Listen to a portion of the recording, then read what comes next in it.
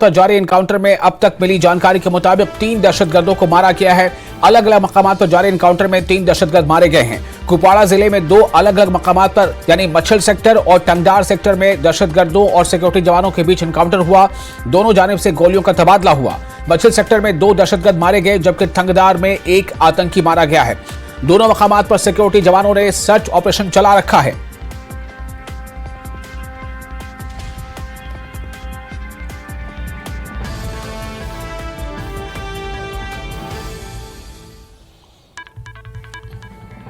और वहीं राजौरी जिले के गांव खीरी बोहरा लठी में दहशतगर्दों और सिक्योरिटी फोर्सेस के बीच एनकाउंटर जारी है। इलाके में दोबारा गोलियों का तबादला शुरू हो गया है। इलाके में सिक्योरिटी फोर्सेस की तरफ से तलाशी मुहिम शुरू की गई थी। सर्च ऑपरेशन के दौरान दहशतगर्दों से राब्ता कायम हुआ और दहशतगर्दों और सिक्योरिटी फोर्सेस के दरमियान फायरिंग का तबादला हुआ। इस इलाके में 2 से 3 दहशतगर्दों की मौजूदगी की इत्तला है।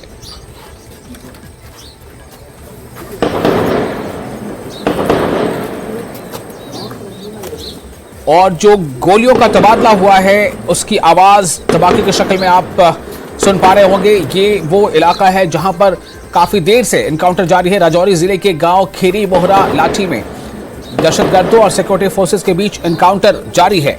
इलाके में दोबारा गोलियों का तबादला शुरू हुआ, फायरिंग का तबादला शुरू हुआ। ये आवाजें आप साफ सुन सकते हैं।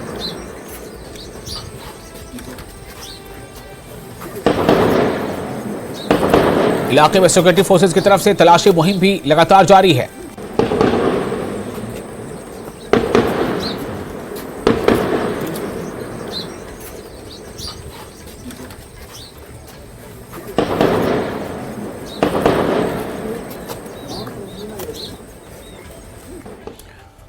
और अब खबरें चुनाव से जुड़ी। इलेक्शन कमीशन ने जम्मू कश्मीर असेंबली इंतखाबात के दूसरे मरहले के लिए नोटिफिकेशन जारी कर दिया है। इसके साथ ही दूसरे मरहले के लिए भी पर्चा दाखिल करने का अमल शुरू हो गया है। नोटिफिकेशन के मुताबिक कागजात नामजदगी भरने की आखिरी तारीख 5 सितंबर है जबकि जांच पड़ताल 6 सितंबर को होगी।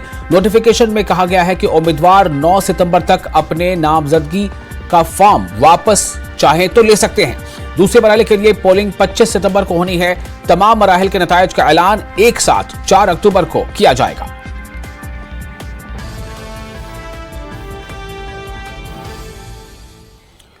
और डीपीएपी के जो भी नेता हैं, जो समर्थक हैं, उन्हें एक बड़ा झटका लगा है इस खबर से कि डीपीएपी के चेयरमैन गुलाम नबी आजाद ने सेहत की वजूहात से जम्मू कश्मीर असेंबली इंतखाबात में अपनी डेमोक्रेटिक प्रोग्रेसिव आजाद पार्टी के लिए मुहिम न चलाने का फैसला किया है। उन्होंने पार्टी के उम्मीदवारों से यह भी कहा है कि अगर वो इंतखाबी दौर से दस्तबरदार होना चाहते हैं तो वो ऐसा कर सकते हैं। डीपीएपी के सीनियर लीडर अश्वनी हांडा ने कहा है कि आजाद ने उन्हें बताया है कि उनकी सेहत ठीक नहीं है और वो जम्मू कश्मीर में इंतखाबी मुहिम में हिस्सा नहीं लेंगे। उन्होंने इसे एक सेटबैक के तौर पर तस्लीम किया, लेकिन दावा किया कि पार्टी उम्मीदवार अंत तक मेहनत करेंगे और असेंबली की अक्सरियती नशिस्तों पर कामयाबी हासिल करेंगे।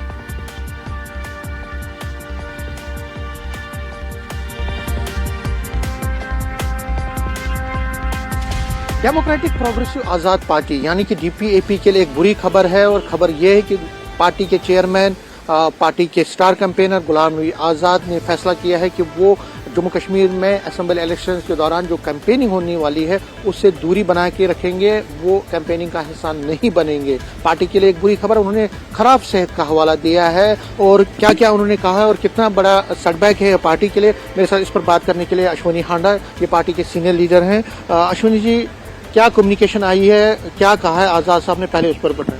देखिए, बहुत दुखद है कि आज़ाद साहब को सीने में दर्द होने की वजह से हॉस्पिटलाइज्ड होना पड़ा और एम्स के डॉक्टरों ने चिकित्सा के बाद उनको 2 हफ्ते या उससे ज़्यादा की रेस्ट के लिए बोला है।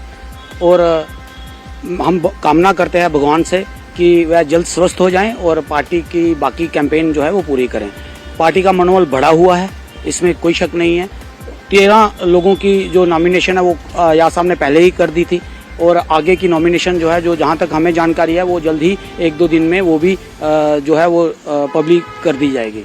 लेकिन उसके साथ साथ जिस तरह से आपने कहा कि पार्टी के लिए दुखद है, निश्चित तौर पर यह दुख की बात है कि हमारे स्टार कैंपेनर जो चेयरमैन है और जिनका प्रभाव ना खाली जम्मू में, कश्मीर में बराबर है, और उनका ना होना कैंपेन पे असर तो डालेगा, लेकिन पार्टी का मनोबल बढ़ा हुआ, पार्टी एकजुट है और हम ये जो आने वाले चुनाव है विधानसभा के, हम लड़ेंगे।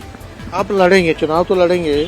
लेकिन उन्होंने ये भी कहा है, उन्होंने अपने कैंडिडेट्स को भी ये भी कहा है कि अगर कोई कैंडिडेट ये चाहता है कि वो विड्रॉ करे तो वो कर सकता है। अगर उनको लगता है कि उनके अनुपस्थिति में वो कंफर्टेबल नहीं है तो क्या वो विड्रॉ करेंगे? नहीं, उसी की वजह से मैंने आपको कहा है कि हमारे जो 13 कैंडिडेट जिनका नॉमिनेशन हो गया है उनमें से कोई भी विड्रॉ करने को तैयार नहीं है और वो सब जो है विधानसभा के चुनाव लड़ना चाहते हैं।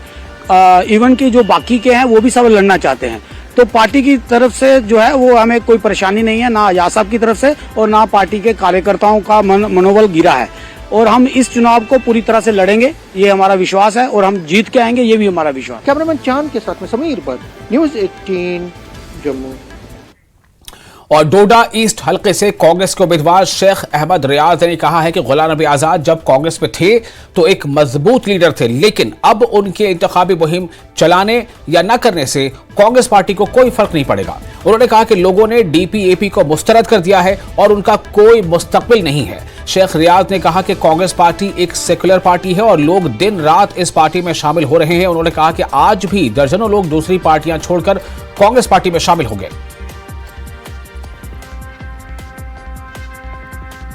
एक ऐसी पार्टी, सेकुलर पार्टी है जिस पार्टी ने यहां उस नेता को जिसके पीछे यहां जम्मू कश्मीर की आवाम चलती थी, जिसके इशारे पे यहां जम्मू कश्मीर की आवाम नाचती थी, क्योंकि जम्मू कश्मीर की आवाम को लगता था कि अगर कोई हमारा सहारा है तो वो गुलाम नबी आज़ाद साहब ही है। इसमें कोई दो राय नहीं कि वो कदावार नेता हैं, कदावार लीडर थे, लेकिन तब थे जब वो कांग्रेस पार्टी के आइडियोलॉजी के साथ जुड़े हुए थे। और जम्मू कश्मीर नेशनल कॉन्फ्रेंस के नायब सदर उमर अब्दुल्ला गांदरबल के दौरे पर हैं। उमर अब्दुल्ला ने वर्कर कन्वेंशन से खिताब वो करेंगे। गांदरबल में पार्टी हेडक्वार्टर के दौरे के दौरान उमर अब्दुल्ला का पुरतपाक खैरमकदम किया। उमर कारकुनों के साथ मीटिंग करेंगे। वाज़ेह रहे कि उमर अब्दुल्ला गांदरबल से ही पार्टी के उम्मीदवार भी हैं।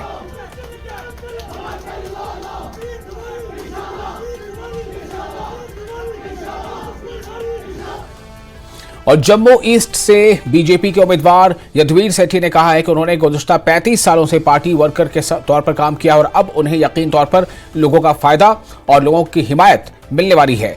जम्मू ईस्ट सीट असेंबली हल्के से इलेक्शन लड़ने वाले यदुवीर सेठी ने आज अपनी इंतखाबी मुहिम का आगाज जम्मू मशरिकी के कच्ची छावनी इलाके से एक जलसे आम से खिताब करते हुए किया।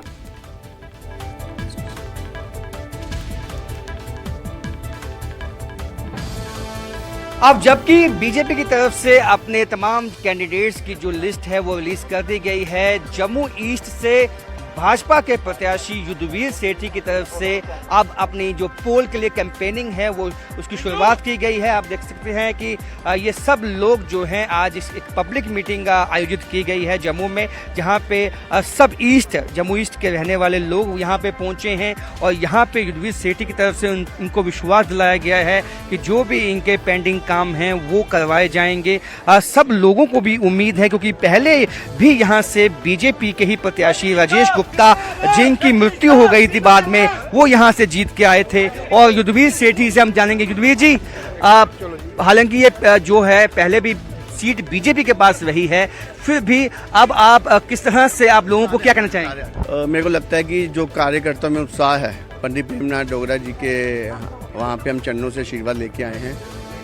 कार्यकर्ताओं में, लोगों में जो उत्साह दिख रहा है, मेरे को लगता है कि अच्छा ही होगा। सेवक के नाते मैंने पिछले 35 वर्षों से जो कार्य किया है यहाँ पे, और लोगों के अंदर जो जोश है उसको देखते हुए हम अच्छे मार्जिन से जीत कर ये सीट नरेंद्र भाई मोदी जी की झोली में डालेंगे और जो उनके आइडियोलॉजी है गुड गवर्नेंस और डेवलपमेंट की, उसको भी आगे लेके जाएंगे। अगर आपने आज अपना कैंपेन की शुरुआत की है, अब नए जो है इसमें जनसंख्या डिलिमिटेशन के बाद नए कुछ एरियाज इसके साथ जुड़े हैं, आपको लगता है कि उन इलाकों की भी डेवलपमेंट क्या इश्यूज है? डेवलपमेंट में वहाँ पे करूँगा और पिछले 2 साल से मैं उन एरिया में जा रहा था। वहाँ से हमारे जितनी भी टीम यहाँ पे आज आई हुई है, चाहे उसमें हमारे हिंदू भाई हैं, चाहे हमारे गुज्जर भाई हैं, मुस्लिम भाई हैं, सारे हमारे बीच में आज यहाँ पे स्वागत करने आए हुए हैं। मेरे को लगता है कि इन कार्यकर्ताओं के दम पे हम लोग जब जीतेंगे तो जम्मू पूर्व विधानसभा जो हमारी है, जो पिछले कार्य यहाँ के MLAs ने किए हैं, उन कामों को आगे बढ़ाते हुए और इस कॉन्स्टिट्यूंसी को सशक्त और मजबूत करेंगे। इस तरह से अपनी कैंपेनिंग, क्या डोर टू डोर कैंपेनिंग भी आपकी ओर से की जाएगी? मैंने मोस्ट प्रॉब्ली यही बोला कि मैं डोर टू डोर इस कैंपेन को करूंगा और डोर टू डोर कैंपेन करते हुए मैं फिर भी अपील करता हूं मीडिया के माध्यम से, अगर कोई घर छूट जाए अपना सेवक समझ के मुझको माफ़ करना, पर कमल के फूल के ऊपर वोट डालकर मैं सेवक की तरह हूं, जीवन दे दिया है। आगे भी इससे ज़्यादा काम करके जातिवाद से ऊपर उठकर इस कॉन्स्टिट्यूंसी को मैं मजबूत करूंगा।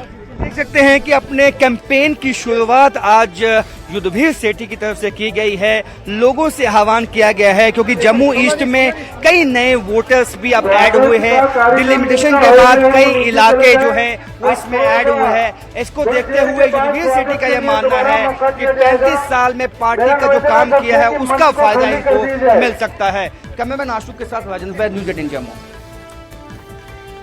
और फिलहाल एक छोटे से ब्रेक के लिए रुकेंगे। ब्रेक के बाद खबरों का सिलसिला जारी रहेगा।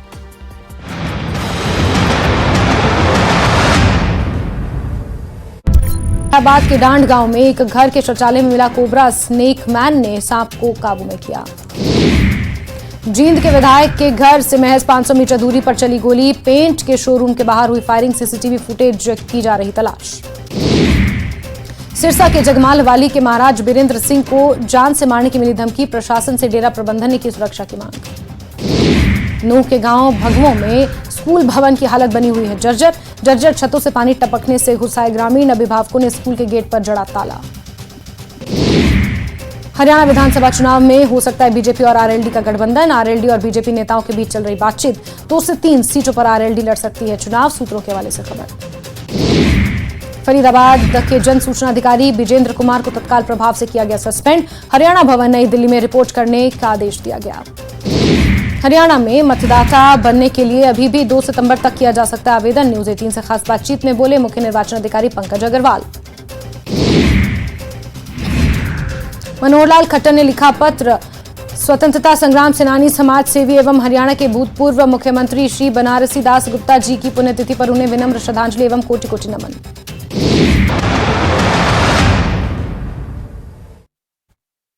ब्रेक के बाद एक बार फिर आपका स्वागत है। जम्मू कश्मीर असेंबली इंतखाबात का पहला मरहला करीब आने के साथ ही BJP youth wing Jammu Kashmir के सदर अरुण प्रभात ने किश्तवाड़ में अपनी इंतखाबी मुहिम को तेज कर दिया है। अरुण प्रभात बीजेपी के उम्मीदवार सुनील शर्मा की तशहीर के लिए किश्तवाड़ पहुंचे। अरुण ने खित्ते में दीगर सियासी जमातों के किरदार पर भी तनकीद की और इन पर ऐसे हालात को फरोग देने का इल्जाम लगाया जिनसे दहशतगर्दी को परवान चढ़ने का मौका मिला।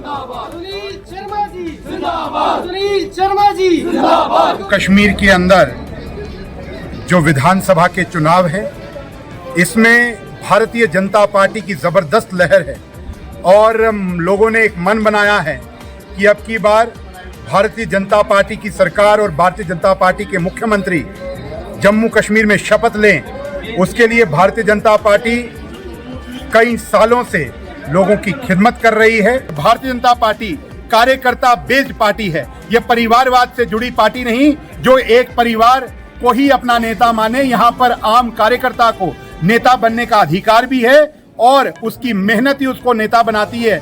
आज कई स्थानों पर एक आम कार्यकर्ता, जमीन से जुड़े हुए कार्यकर्ता को टिकट मिली है।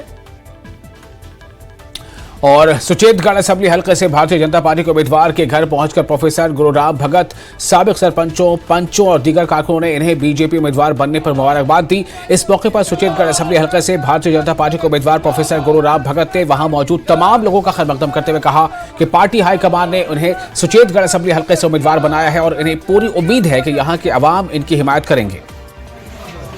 मुझे सुचेतगढ़ बॉर्डर कॉन्स्टिट्यूंसी का मुझे प्रत्याशी बनाया गया है। मैं सबसे पहले अपनी पार्टी हाईकमांड का अपनी दिल की गहराइयों से बहुत बहुत आभार प्रकट करता हूं, धन्यवाद करता हूं कि जिन्होंने मुझ पर विश्वास जताते हुए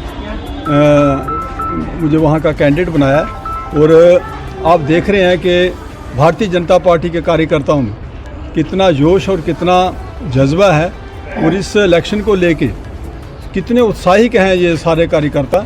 और मुझे लगता है कि इस बार जो हमारा पार्टी का लक्ष्य है कि हम जम्मू कश्मीर में भारतीय जनता पार्टी की सरकार बनाएंगे, भारतीय जनता पार्टी का चीफ मिनिस्टर बनाएंगे, उसको लेके और जो हमारे माननीय प्रधानमंत्री नरेंद्र मोदी जी ने जो काम किए हैं और जम्मू कश्मीर के लिए जो उन्होंने एक स्पेशल इसको आगे ले जाने के लिए जम्मू कश्मीर को की डेवलपमेंट के लिए जो जितने भी यहाँ कार्य जितने भी यहाँ स्कीमें योजनाएं चलाई हैं उनको देखते हुए लोगों में बहुत ज़्यादा उत्साह है कि हमारी भारतीय जनता पार्टी की सरकार बने। तो उसी को आप देखते हुए आज कितने लोग जोश में और जज्बे के साथ मुझे यहाँ लोग आए हैं शुक्रिया अदा करने के लिए।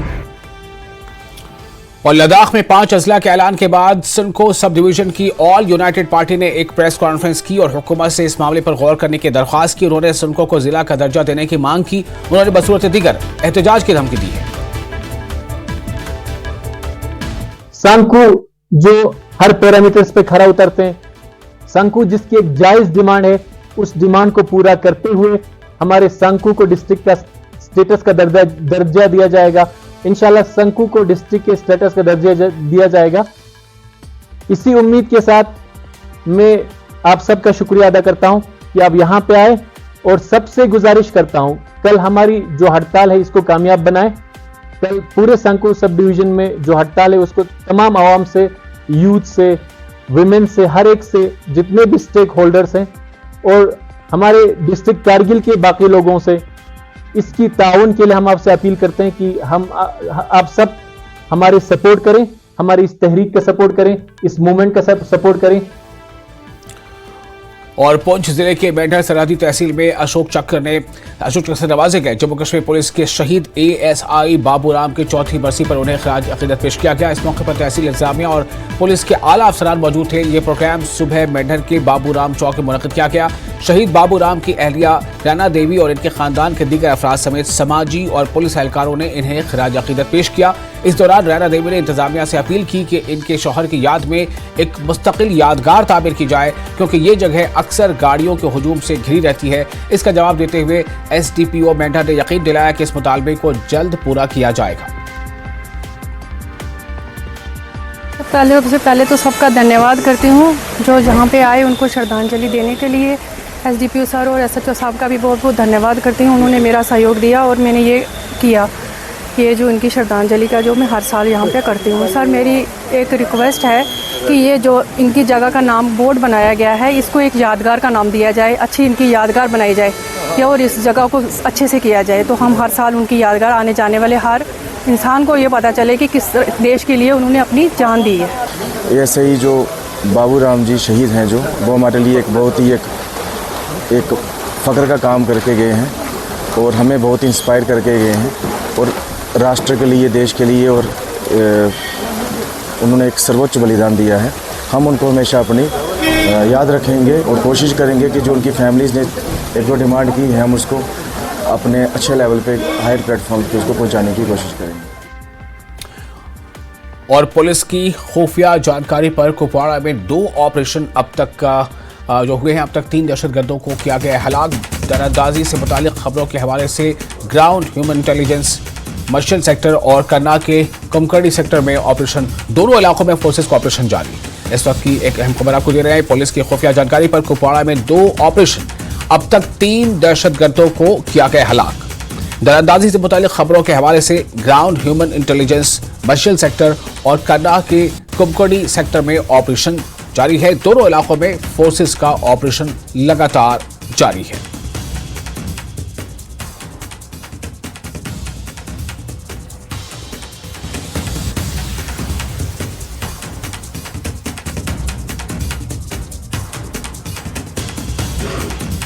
और इस खबर पर और ज्यादा जानकारी के साथ जुड़ चुके हैं तेजिंदर सिंह सोडी, सीनियर एडिटर हमारे साथ न्यूज़ 18 JKLH। तेजिंदर जी, ये जो एक तरफ तो चुनावी सरगर्मियां जारी हैं, दूसरी तरफ यहाँ लगातार एनकाउंटर्स हो रहे हैं जी।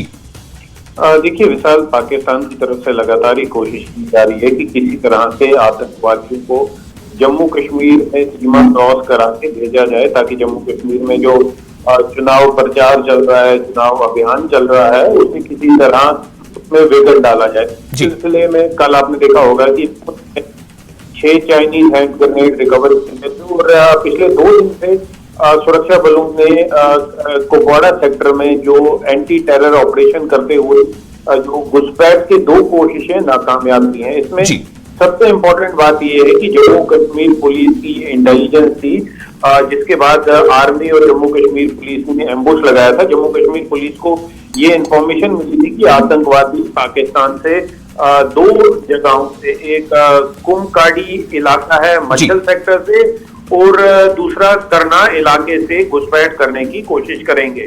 उसके बाद इन दोनों इलाकों में ऑपरेशन जो है एम्बुश लगाया गया था जम्मू कश्मीर पुलिस और सेना द्वारा।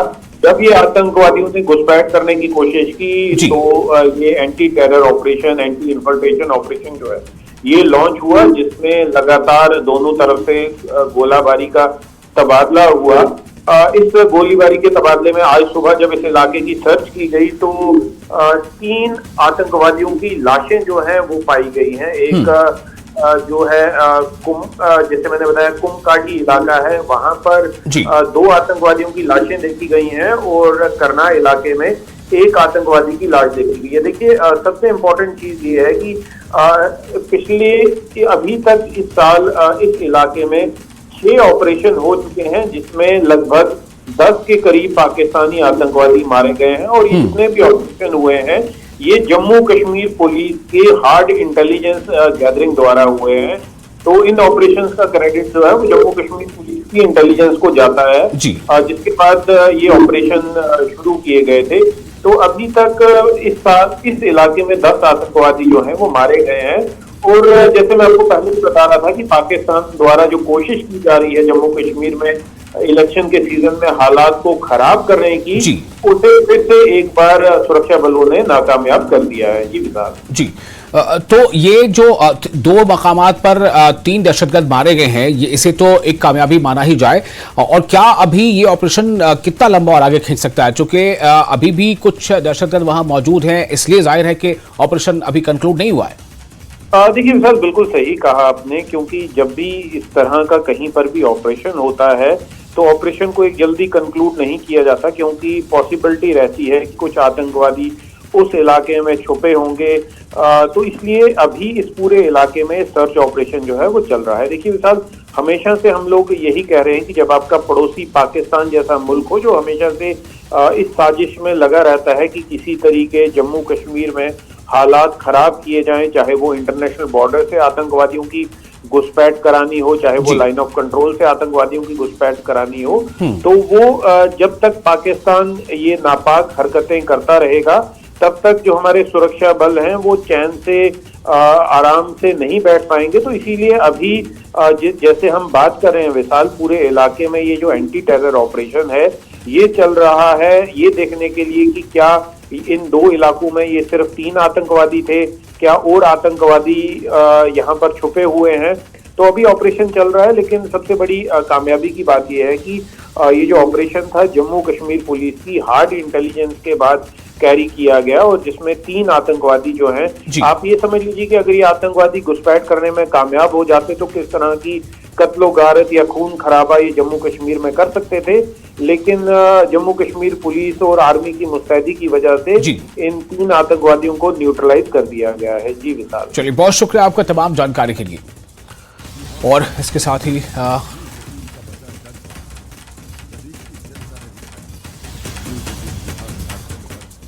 और अगली खबर डोडा इस हल्के से बीजेपी उम्मीदवार विजय सिंह राणा के खिलाफ chief election commissioner of India को तहरीरी शिकायत दर्ज कराई गई है। कहा जा रहा है कि बीजेपी उम्मीदवार विजय सिंह राणा ने अपनी तकरीर के दौरान मुबैना तौर पर फिरका वाराना बयान दिया है।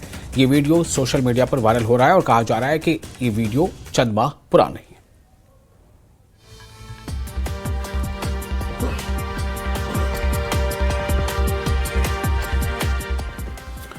और इसके साथ ही इस बुलेटिन में फिलहाल इतना ही, लेकिन लगातार बड़ी और अहम खबरों का सिलसिला जारी रहेगा।